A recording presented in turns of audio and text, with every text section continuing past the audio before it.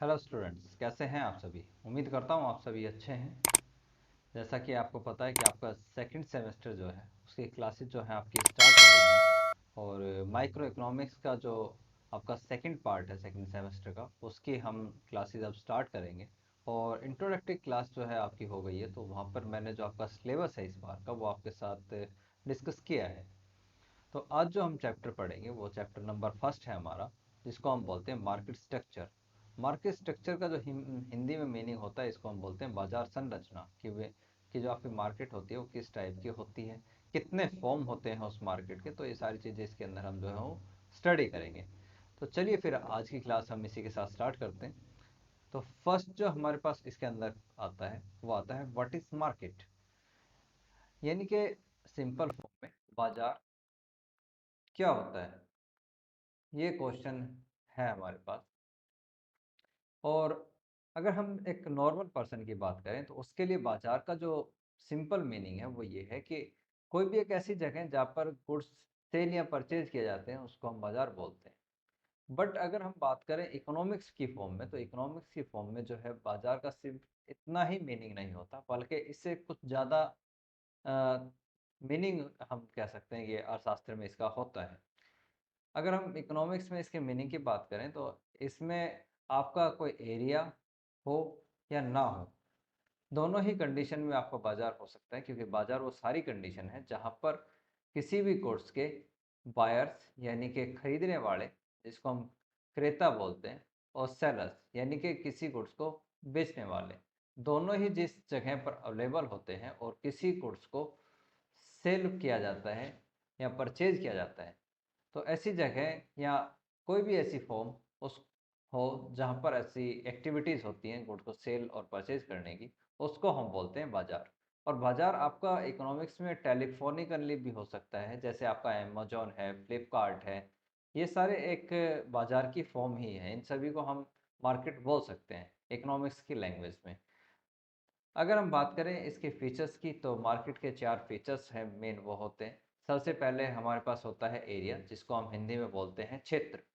तो क्षेत्र से यहाँ पे इकोनॉमिक्स में हमारा किसी फिजिकल प्लेस से नहीं है, किसी भौतिक स्थान से हम मतलब इसका नहीं लेते हैं। कि हम ये नहीं कह सकते कि जैसे हमारे पास गुड़गांव की मार्केट है तो वो एक फिजिकल एरिया है। तो इकोनॉमिक्स में सिर्फ आपका जो फिजिकल एरिया है उसी को हम मार्केट नहीं बोलेंगे, बल्कि आपका कोई टेलीफोन है या आप ऑनलाइन शॉपिंग करते हैं, अमेजोन, फ्लिपकार्ट, जिन या जो आपके पास स्नैपडील होती है, तो इन सारी जगह को हम बोलते हैं कि वो एक मार्केट की फॉर्म है। तो एक तो आपके पास, पहली तो आपके पास विशेषता ये होती है मार्केट की। दूसरा हमारे पास जो आता है वो आता है हमारे पास बायर्स और सेलर्स की। जो मार्केट होती है उसमें बायर्स भी होने चाहिए, क्रेता भी होने चाहिए वस्तु के, और सेलर्स यानी कि विक्रेता भी होना चाहिए। क्योंकि अगर किसी भी गुड्स के बायर्स या सेलर्स में से कोई एक भी मिसिंग है, तो हम उस फॉर्म को जो है मार्केट नहीं कह सकते, उसको हम बाजार नहीं बोल सकते। तीसरा जो हमारे पास आता है वो आता है वन कॉमोडिटी, यानी कि कोई एक वस्तु आपकी होनी चाहिए। क्योंकि अगर वस्तु ही नहीं है, कोई कमोडिटी ही नहीं है, कोई गुड्स ही नहीं है, तो आप मार्केट का कोई भी मीनिंग जो है वो आपके पास नहीं रहता। क्योंकि जब तक किसी गुड्स को सेल या परचेज नहीं किया जाएगा, तो ना तो बायर्स का कोई भी फायदा है, और ना ही हम ये कह सकते हैं कि आपके पास जो सेलर्स है उनका कोई मीनिंग यहाँ पे रह जाता है। उसके बाद जो मार्केट की जो फोर्थ फीचर्स है वो है आपका फ्री कंपटीशन, या जिसको हम बोलते हैं स्वतंत्र प्रतियोगिता।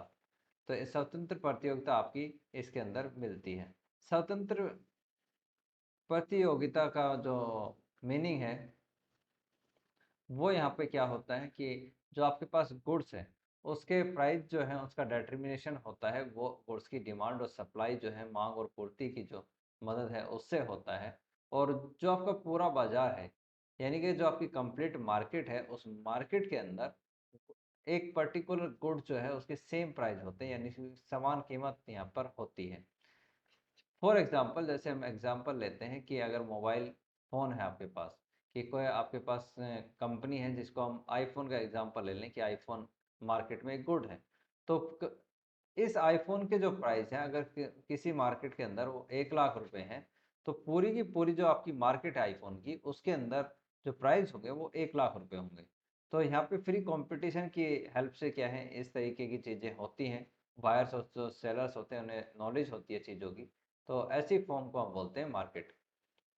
उसके बाद हम बात करते हैं main forms of market structure, कि जो आपकी बाजार संरचना होती है उसकी क्या फॉर्म होती हैं।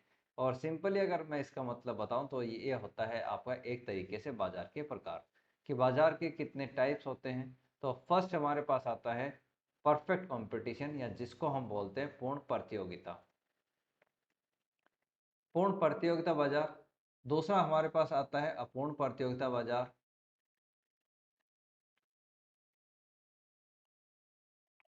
जो थर्ड आता है हमारे पास उसको हम बोलते हैं एकाधिकारी बाजार। जो आपके पास अपूर्ण प्रतियोगिता, जिसको हम इम्परफेक्ट कंपटीशन बोलते हैं, इसी के अंदर जो है आपके तीन पार्ट होते हैं। एक हमारे पास मोनोपोलिस्टिक कंपटीशन होता है, और इसी मोनोपोलिस्टिक कंपटीशन को हम हिंदी में बोलते हैं एकाधिकारी बाजार। उसके बाद हमारे पास डियोपोली होता है, जिसको हम बोलते हैं द्वैधाधिकारी बाजार। थर्ड हमारे पास ओलिगोपोली होता है, जिसको हम बोलते हैं अल्पाधिकार अल्पाधिकारी बाजार। ये जो डिफरेंट टाइप की हम बाजार की बात कर रहे हैं, डिफरेंट टाइप ऑफ मार्केट की अगर हम बात कर रहे हैं, तो ये हमारा जो सिलेबस है उस सिलेबस के अंदर हम आगे जब इसकी डिटेल में स्टडी करेंगे, तो इसमें से आपका जो परफेक्ट कंपटीशन है ये, उसके बाद एक आपके पास मोनोपोली, मोनोपोलिस्टिक और ओलिगोपोली, इन चार टाइप की जो आपके पास मार्केट है, इनकी हम डिटेल में जो है वो आगे जाके स्टडी करेंगे। तो अभी मैं आपको थोड़ा सा जो है कि इंट्रोडक्टरी इसका पार्ट जो है वो बताऊंगा। बाकी डिटेल में हम इसकी नेक्स्ट जो आने वाले लेक्चर्स हैं उसके अंदर इसकी हम स्टडी करेंगे। तो अगर हम बात करें परफेक्ट कंपटीशन की या पूर्ण प्रतियोगिता बाजार है, तो इसका क्या मीनिंग होता है। सिंपली इसका जो मीनिंग है वो ये है कि पूर्ण प्रतियोगिता बाजार या परफेक्ट कंपटीशन एक ऐसी मार्केट है जिसमें किसी होमोजीनियस गुड्स के लार्ज नंबर ऑफ सेलर्स और large number of buyer available होते हैं। तो ऐसी मार्केट को हम बोलते हैं पूर्ण प्रतियोगिता बाजार या परफेक्ट कंपटीशन। तो इसके फीचर्स की अगर हम बात करें तो एक एक करके मैं इसको एक्सप्लेन करता हूँ। लार्ज नंबर ऑफ सेलर्स और लार्ज नंबर ऑफ बायर का जो मीनिंग है वो ये है कि अगर आपके पास मान लेते हैं कोई गुड्स एक्स है जो कि मार्केट के अंदर सेल की जा रही है, तो इस गुड्स को जो बेचने और जो खरीदने वाले हैं, यानी कि जो आपके पास बायर्स होते हैं और जो सेलर्स होते हैं, उनकी जो संख्या है, जो उनका नंबर्स है वो लार्ज होता है। दूसरा इसके अंदर जो आता है वो होमोजीनियस गुड्स हैं, जिसको हम बोलते हैं समरूप वस्तुएं। ये आपकी समरूप वस्तुएं क्या होती हैं कि अगर मान लीजिए मोबाइल फ़ोन की आपकी मार्केट है, तो इस मोबाइल फ़ोन के अंदर चाहे जितने भी आपके पास सेलर्स हो, चाहे ए, बी और सी हो, ये जो भी मोबाइल फ़ोन ये सेल करेंगे तीनों, वो जो मोबाइल फ़ोन होगा वो आपका 100% सेम होगा। तो ऐसे गुड्स को जो कि 100% एक दूसरे से सेम होते हैं, चाहे वो कलर में हो, साइज में हो, चाहे जिस भी फॉर्म में हो, तो ऐसे गुड्स को हम बोलते हैं होमोजेनियस प्रोडक्ट। थर्ड हमारे पास आता है परफेक्ट नॉलेज की पूर्ण जो आपके पास जानकारी है बाजार की वो होती है। उसके बाद फ्री एंट्री और एग्जिट, कि कोई भी जो फर्म है वो बाज़ार में कभी भी आ सकती है और बाज़ार से कभी भी जा सकती है। उसके बाद हमारे पास जो फिफ्थ आता है लैक ऑफ ट्रांसपोर्टेशन कॉस्ट, की जो यातायात की लागतें हैं वो इसके अंदर नहीं होती।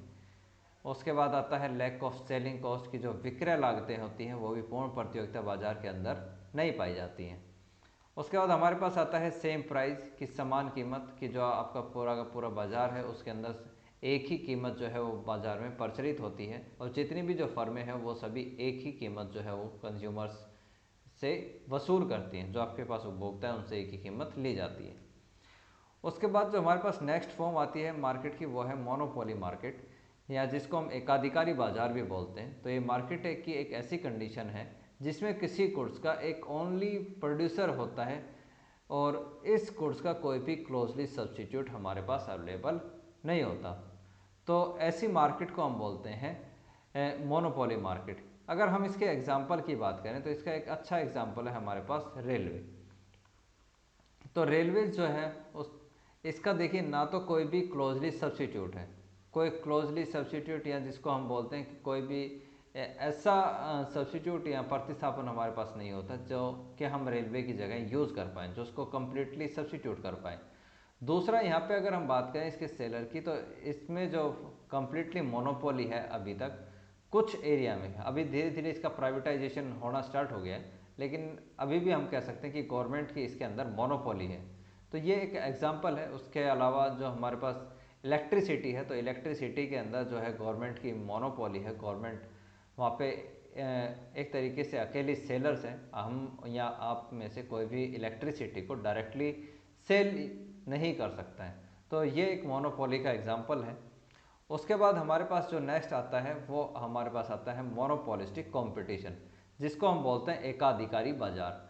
तो एकाधिकारी बाजार क्या है? ये मार्केट की एक ऐसी फॉर्म है जिसके अंदर किसी गुड्स के, यानी कि यहाँ पे मान लेते हैं आपके पास क्या है, कोई गुड एक्स है, तो इस एक्स गुड्स के क्या है, लार्ज नंबर ऑफ सेलर्स होते हैं और लार्ज नंबर ही बायर्स होते हैं। क्या है? लार्ज नंबर ऑफ हमारे पास बायर्स हो गए और लार्ज नंबर ही हमारे पास क्या है, सेलर्स हो गए। तो ऐसी मार्केट को हम बोलते हैं मोनोपोलिस्टिक मार्केट। लेकिन यहाँ पे जो एक इम्पोर्टेंट चीज़ है वो ये है कि जो सेलर्स हैं, जो एक गुड्स को सेल करेंगे, मान लेते हैं हमारे पास ये कोई ए, बी और सी, तीन सेलर्स हैं, और ये तीनों ही क्या है, मोबाइल फ़ोन जो है वो सेल करते हैं। तो जो ये मोबाइल फ़ोन सेल करेंगे, इनके मोबाइल फ़ोन में क्या है, डिफरेंस होता है। यहाँ पे जो है वस्तु विभेद पाया जाता है, प्रोडक्ट डिफ्रेंसिएशन यहाँ पे पाया जाता है। इस बात को आप याद रखेंगे, यही एक डिफरेंस है जो कि इसको परफेक्ट कंपटीशन से अलग करता है मेनली। तो ये यहाँ पे पाया जाता है। और अगर हम बात करें रियल लाइफ की, तो हमें रियल लाइफ में इसके एग्जांपल मिल जाते हैं बहुत ज़्यादा कि मोनोपोलिस्टिक मार्केट से हम चीज़ें खरीदते हैं ज़्यादातर। तो वो सारा एग्जांपल जो है मोनोपोलिस्टिक मार्केट का होता है। कि जैसे अगर मान लीजिए हमने अभी एग्जांपल लिया है ए, बी और सी जो हमारे पास सेलर्स हैं, तो ये मोबाइल फ़ोन सेल करते हैं। तो हो सकता है कि ए जो है वो आपके पास रियलमी का मोबाइल फ़ोन सेल कर रहा हो, और बी जो है वो एमआई का फ़ोन सेल कर रहा हो, और जो हमारे पास सी है ये हो सकता है ओप्पो के मोबाइल फ़ोन सेल कर रहे हो। तो तीनों ही कर तो मोबाइल फ़ोन सेल रहे हैं, लेकिन इनके जो मोबाइल फ़ोन है इनमें डिफरेंस है। कंपनी का हो सकता है, इसमें साइज़ का हो सकता है, क्वालिटी का हो सकता है। तो जहाँ पर इस प्रकार की चीज़ें पाई जाती हैं, तो ऐसे कंपटीशन या ऐसी मार्केट को हम बोलते हैं मोनोपोलिस्टिक मार्केट या एकाधिकारी बाजार, हम इसको बोलते हैं। नेक्स्ट हमारे पास आता है डिओपोली मार्केट। डिओपोली मार्केट जिसको हम द्वैधाधिकारी बाजार हम इसको बोलते हैं। ये एक बाजार की एक ऐसी फॉर्म होती है जिसके अंदर किसी गुड्स के दो प्रोड्यूसर होते हैं। कि अगर मान लीजिए आपके पास कोई गुड्स ले लें हम, कि आपके पास कोई गुड एक्स है, तो इसके दो प्रोड्यूसर होंगे, प्रोड्यूसर ए और प्रोड्यूसर बी। तो ऐसे बाजार को हम बोलते हैं डिओपोली मार्केट। उसके बाद हमारे पास आता है ओलिगोपोली मार्केट, जिसको हम बोलते हैं अल्पाधिकारी बाजार। ये मार्केट की एक ऐसी फॉर्म होती है जिसके अंदर फ्यू नंबर्स ऑफ सेलर्स होते हैं और लार्ज नंबर ऑफ बायर होते हैं। जब मैं बात कर रहा हूँ फ्यू नंबर्स ऑफ सेलर्स की, तो यहाँ पर हम इसका नंबर डिसाइड नहीं कर सकते कि इस मार्केट के अंदर 4 या 5 या 6 कितने यहाँ पे सेलर होंगे। अगर हम इसके एग्जाम्पल की बात करें तो इसका एग्जाम्पल आप ले सकते हैं बाइक इंडस्ट्री के साथ। कि बाइक इंडस्ट्री में हमारे पास क्या है, 3-4 कंपनियां ही हैं, ज़्यादा कंपनियां हमारे पास बाइक की जो है वो नहीं। फॉर एग्जांपल जैसे हमारे पास एक तो कंपनी है बजाज है, उसके बाद हमारे पास एक हीरो है, फिर एक हमारे पास होंडा कंपनी आती है। तो ये गिनती की 3-4 कंपनियां हैं। एक इसका एग्जांपल और जो हमारे पास बहुत अच्छा है वो आपका जो मोबाइल सर्विस प्रोवाइडर हैं वो हैं। कि हमारे पास 3 ही एग्जांपल हैं मेन। तो एक तो जैसे एयरटेल हो गया हमारे पास, उसके बाद हमारे पास जियो है, और एक हमारे पास वोडाफोन और आइडिया को मिला के एक कंपनी है। तो ये एक प्रकार से हम कह सकते हैं कि ये आपका ओलिगोपोली जो है उसका एग्जांपल हमारे पास होता है। तो ये आपकी आज की क्लास थी, और ये इसी क्लास में आपका जो है चैप्टर नंबर जो फर्स्ट है वो कंप्लीट हो जाता है। तो अब हम आपसे नेक्स्ट क्लास में मिलेंगे, तब वहाँ पे हम चीज़ें जो है वो डिटेल में डिस्कस करेंगे। एक एक चैप्टर को, परफेक्ट कंपटीशन हो या मोनोपोली हो, ये सारी चीज़ें हम आगे डिटेल में डिस्कस करेंगे। तो thank you for watching, have a nice day.